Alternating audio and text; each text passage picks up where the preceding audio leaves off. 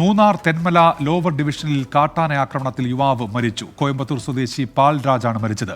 തമിഴ്നാട്ടിൽ നിന്നും വിവാഹ ചടങ്ങിൽ പങ്കെടുക്കാനാണ് പാൽരാജ് എത്തിയത്. വിഷ്ണു സുരേഷ് ഉണ്ട് ഇടുക്കിയിൽ നിന്ന് വിവരങ്ങളുമായി. വിഷ്ണു, ഈ തോട്ടമേഖലയിലെ കാട്ടാന ആക്രമണം തുടർക്കഥയാണല്ലോ. ഇതെപ്പോഴാണ് ഈ ആക്രമണം ഉണ്ടായത്? എന്തൊക്കെയാണ് വിവരങ്ങൾ വിഷ്ണു?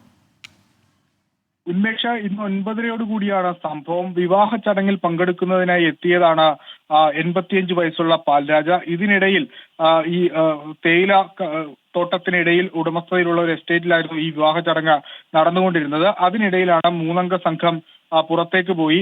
ഇവർക്ക് നേരെയാണ് ഈ കാട്ടാന പാഞ്ഞെടുത്തത്. മറ്റുള്ള ആളുകളെ രക്ഷിക്കുന്നതിനിടയിലാണ് പാൽരാജിന് നേരെ കാട്ടാന ആക്രമണം ഉതിർത്തത്. ആ സമയത്ത് തന്നെ അവിടെ വെച്ച് തന്നെ പാൽരാജ മരിക്കുകയും ചെയ്തു. തുടർന്ന് മൃതദേഹം സ്വകാര്യ ആശുപത്രിയിലേക്ക് മാറ്റിയിട്ടുണ്ട്. കഴിഞ്ഞ കുറച്ച് ദിവസങ്ങളായി മൂന്നാർ ചിന്നക്കനാൽ മേഖലകളിൽ കാട്ടാന ശല്യം രൂക്ഷമാണ്. ഇന്നലെ ചിന്നക്കനാൽ മേഖലയിൽ തോട്ടം തൊഴിലാളിയെ കാട്ടാന അതിക്രൂരമായി ആക്രമിച്ചിരുന്നു.